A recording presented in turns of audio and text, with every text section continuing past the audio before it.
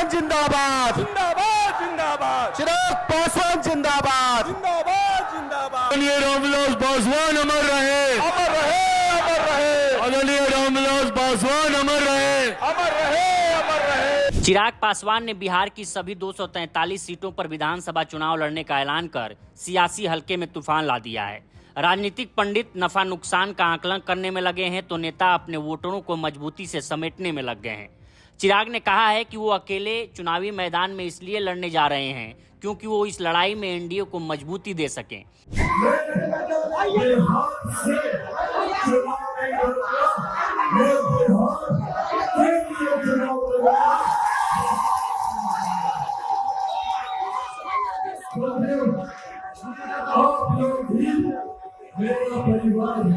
लेकिन सवाल है कि चिराग के अलग लड़ने से एनडीए कैसे मजबूत होगी?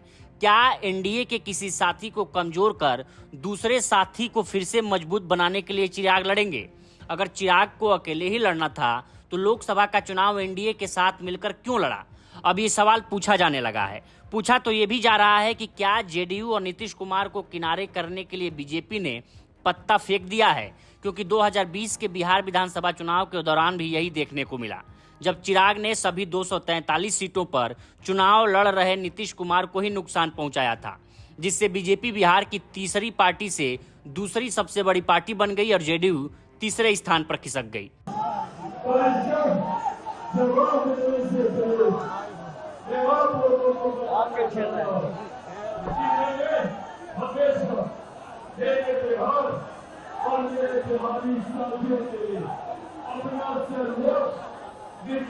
करने का संकल्प लेकर 2020 में सिर्फ और सिर्फ बिहारी अस्मिता के लिए, बिहारी स्वाभिमान के लिए चिराग पासवान ने बिना सोचे अकेले चुनाव लड़ने का फैसला लिया, क्योंकि आप लोग चाहते थे कि मैं अकेला चुनाव लड़ूं और बिहार पर और बिहारी पर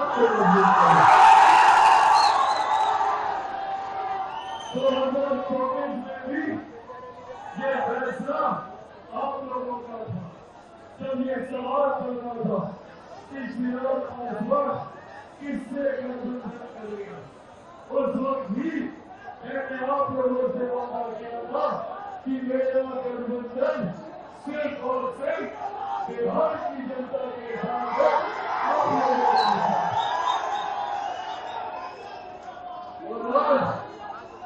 और जब ये सवाल पूछा जाता है, आज जब ये सवाल पूछा जाता है कि क्या चिराग पासवान बिहार से विधानसभा का चुनाव लड़ेगा, तो हाँ, मैं बिहार से चुनाव लड़ूंगा।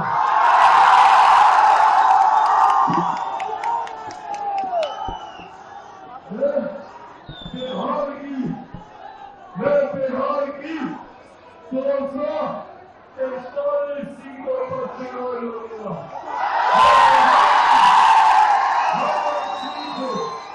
बिहार को और बिहारियों को वंश बनाने के लिए चुनाव लड़ूंगा। और सबसे बड़ी बात, मैं बिहार से चुनाव नहीं लड़ूंगा, मैं बिहार केंद्रीय चुनाव लड़ूंगा। साथियों, आप लोग भी मेरा परिवार है। अब मेरे पिता इस दुनिया में नहीं है।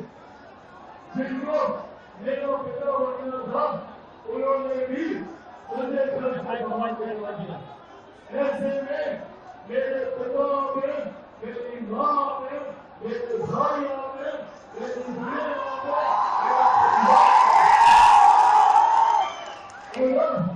ये फैसला भी आप ही को लेना है कि कब चिराग पासवान चुनाव लड़े और लड़े तो कहां से लड़े। आपका फैसला मेरी जरूरतों पर ये वादा आप लोगों से करके जाता हूँ कि आप लोग सब चाहिए चिराग पासवान गोली करेगा। और हाँ, ये वादा जरूर करता हूँ कि मैं 4 भी करूंगा। सिर्फ और सिर्फ मेरे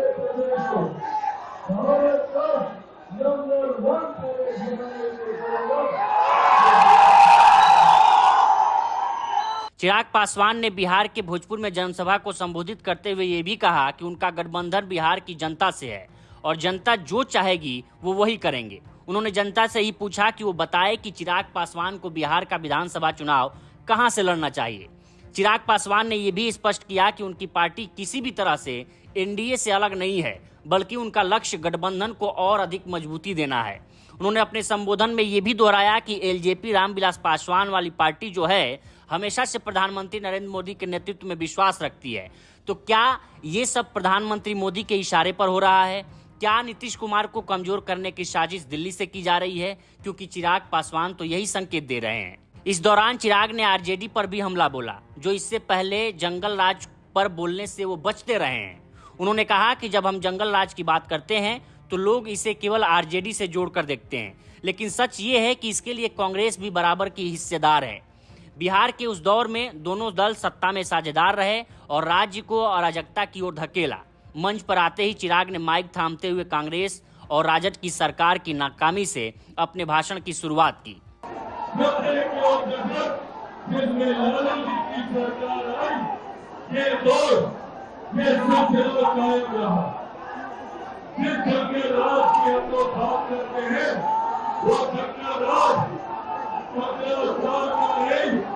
वो जंगल राज 25 सालों का है और 25 साल में कांग्रेस भी इतनी ही जिम्मेदार है। बिहार में अपराध और अपराधियों को बल देने के लिए अगर कोई जिम्मेदार है तो कांग्रेस और राजद की सरकार है। पूरी ठाकुर जी ने सपनों की तिलांजलि देने का काम किसी ने किया तो ये कांग्रेस और राजद की सरकार ने किया। और डॉक्टर बाबा साहेब रिपोर्टर को बुलाइए ना, रिपोर्टर बैठा है क्या हो ना, रिपोर्टर बुलाइए, बुलाओ जब केंद्र में कांग्रेस की सत्ता थी उन लोगों ने भारत की संसद में डॉक्टर बाबा साहेब भीमराव अम्बेडकर की एक प्रतिमा का बनाना जरूरी नहीं समझा। बाबा साहेब की पहली तस्वीर भारत की संसद में अगर लगी तो वो तब लगी जब ब्रिटिश सिंह की सरकार में मेरे नेता, मेरे पिता आदरणीय रामविलास पासवान जी जब केंद्र सरकार में मंत्री बने, ब्रिटिश सिंह की सरकार में श्रम एवं कल्याण मंत्री बने, तब उन्होंने बाबा साहेब की प्रतिमा को बनाने का काम किया। और अब जो लोग बाबा साहेब के विचारों की बात करते हैं, इन लोगों ने एक पार्टी को छोड़ दीजिए, एक ही परिवार के 3 सदस्यों की तस्वीर भारत की संसद में थी और बाबा साहेब की तस्वीर नहीं। बाबा साहेब को भारत रत्न देने का काम हमारी सरकार ने किया। हम पूरी ठाकुर को भारत रत्न देने का काम हमारी सरकार ने किया। जो लोग आज बिहार में दलितों, पिछड़ों, शोषितों, वंचितों, अल्पसंख्यकों की बात करने का काम करते हैं, वे वही लोग हैं जिन्होंने जंगल राज के माध्यम से बिहार को बर्बाद करने का काम किया। कई मायनों में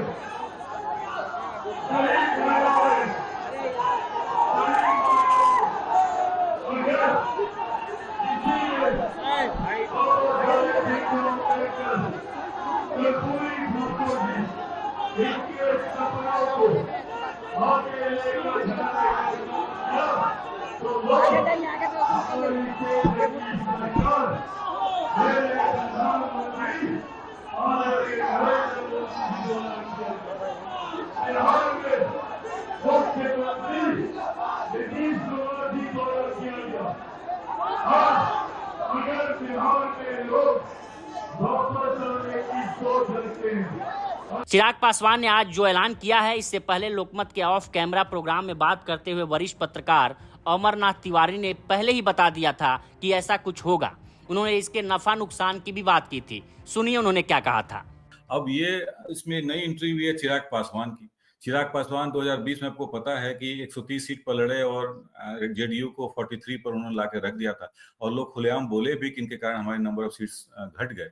लेकिन इस बार भी शायद नहीं बोला था जी, नीतीश इस कुमार बार ने भी मन से ये बात बोली थी। और बाकी लोगों ने भी, उनके पार्टी के बाकी लोग भी कहे थे कि भाई इनके कारण ही हमारा सीट का नंबर घट गया है, क्योंकि हर जगह को, और बात सही भी थी, वो बात उसमें कोई अतिशयोक्ति नहीं थी, बात सही थी। और चिराग पासवान ने 130 सीटों पर अपने कैंडिडेट को खड़ा किया था, जहां जेडीयू के कैंडिडेट मजबूत कैंडिडेट, बीजेपी किसी सीट पर शायद सेम फॉर्मूला इस बार भी बीजेपी कोशिश कर रही है चिराग पासवान को आगे रखे। चिराग पासवान को पता नहीं है कि वो चीफ मिनिस्टर बनेंगे कि नहीं बनेंगे, उनकी उतना उनका एक्सेप्टेंस है बिहार में कि नहीं है। और लेकिन एक चीज जरूर है कि उनका वोटर जो है वो बड़ा डिसाइसिव वोटर है और वो असेंबली के चुनाव में लोगों को हराने में जरूर मदद कर देता है। तो बीजेपी भी इस बात को जान रही है कि उनका पावर कहाँ लाई करता है, और आगे वाले दिनों में हो सकता है जैसे और लोग जो बीजेपी के कुनबा बन रहा, बीजेपी का जो एक सेकंड कुनबा बन रहा है, प्रशांत किशोर लीड कर रहे हैं जिसको, उसमें हो सकता है उनका अलायंस हो चिराग पासवान का। लेकिन चिराग पासवान जो ये एम्बिशन, पॉलिटिकल एम्बिशन नर्स कर रहे हैं कि वो मुख्यमंत्री बन जाएंगे, इसका मुझे बड़ा ये लगता है, क्योंकि बीजेपी के लिए बड़ा डू और डाई वाला सिचुएशन है 2025 का चुनाव। तो मैं आपसे ये पूछ रहा हूँ कि क्या आपको लग रहा है कि चिराग प्रशांत साथ में जाएंगे, तो इसके पीछे बीजेपी है? क्यों कह रहा है ऐसा? क्योंकि पिछले विधानसभा चुनाव में अगर चिराग पासवान अकेले लड़के उन्होंने नीतीश कुमार को इतना नुकसान पहुंचा दिया था कि नीतीश कुमार खुद मन से बोले थे कि हमारी सीटें घटवा दी गई चिराग को खड़ा करके। तो इस बार अगर चिराग और क्या कहते हैं कि प्रशांत किशोर एक होकर के चुनाव लड़ते हैं बिहार विधानसभा का, तो एक पंथ दुई काज होगा। इधर आरजेडी भी कमजोर होगी जैसा आपने बताया, और उधर चिराग जो है वो नीतीश को भी कमजोर करेंगे। ऐसी कोई प्लानिंग लग रही है क्या आपको? जी बिल्कुल बिल्कुल, यही प्लानिंग ही है कि किसी तरह से हर सीट पर एक माइक्रो मैनेजमेंट बीजेपी का हो रहा है, एक एक सीट को कैसे बचाया जाए और कैसे अपने फेवर में लाया जाए।